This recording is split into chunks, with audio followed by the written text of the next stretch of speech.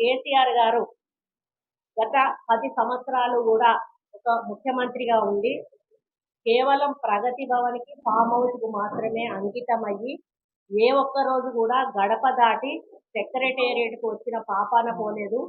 ఎమ్మెల్యేలను మంత్రులను కూడా కలిసి కనీసం అవసరం ఉన్నటువంటి ఫైళ్ళ సంతకాలు, అర్జెంట్ ఉన్నటువంటి ఫైళ్ళ సంతకాలు కూడా పెట్టినటువంటి కేసీఆర్ గారు మరి గెలిచిన తర్వాత, కాంగ్రెస్ పార్టీ గెలిచిన తర్వాత కనీసం అసెంబ్లీకి కూడా రానటువంటి కేసీఆర్ పోనీ అసెంబ్లీలో జరిగినటువంటి విషయాల మీద కూడా స్పందించినటువంటి కేసీఆర్ ఈరోజు మళ్ళీ ఎంపీ ఎలక్షన్స్ వచ్చాయి, ఎంపీ నోటిఫికేషన్ రాబోతా ఉంది, ఎలక్షన్ల నోటిఫికేషన్ అని తెలియంగానే మళ్ళీ డ్రామా స్టార్ట్ చేసి బయటకు వచ్చి ప్రజల మీద ప్రేమ ఉన్నట్టు ప్రజల మధ్యలోకి వెళ్ళి మరి ప్రజల సమస్యలను తెలుసుకుంటున్నట్టుగా నటిస్తున్నటువంటి మరి కేసీఆర్కు వ్యతిరేకంగా మరి ఈరోజు ఈ ప్రెస్ మీట్ పెట్టడం జరిగింది.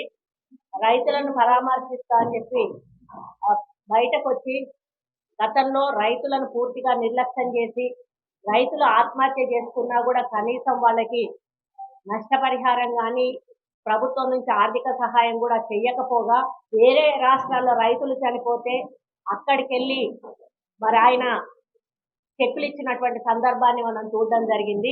మరి ఇప్పుడు అధికారం కోల్పోయిన అసహనంతో ఉన్నటువంటి కేసీఆర్, కేటీఆర్ మళ్ళీ కొత్త నాటకాలు స్టార్ట్ చేసి ఎంపీ ఎలక్షన్లలో టీఆర్ఎస్ అభ్యర్థులను గెలిపించుకునేటువంటి ప్రయత్నానికి ఈరోజు డ్రామాలు ఆడుతూ ఉన్నారు.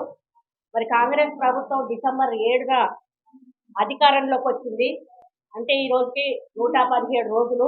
కాంగ్రెస్ పార్టీ 5 గ్యారంటీలను కూడా అమలు చేసి చూపించిన విషయాన్ని ఈ సందర్భంగా మీ దృష్టికి తీసుకొస్తా ఉన్నాను.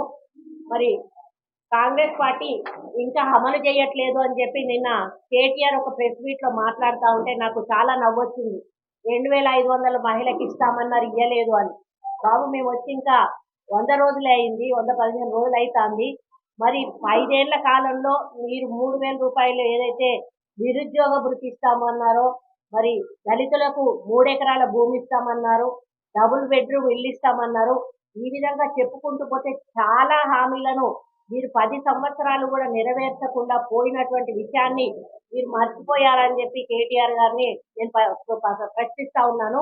మరి ఇంకా మాకు ఇప్పుడే అధికారంలోకి వచ్చాము, లాభాల్లో ఉన్న తెలంగాణను అప్పుల పాలు చేసి ఈరోజు మాకు వదిలిపెట్టారు. ఒక పక్క అప్పులు బ్యాలెన్స్ చేసుకుంటూ అభివృద్ధి కోసం ప్రభుత్వం ముందుకు నడుస్తూ వెల్ఫేర్ యాక్టివిటీస్ ఈరోజు ప్రజల్లోకి తీసుకుపోతూ మరి ఎంత కష్టపడతా ఉందో అధికారంలో ఉన్న మాకు తెలుసు.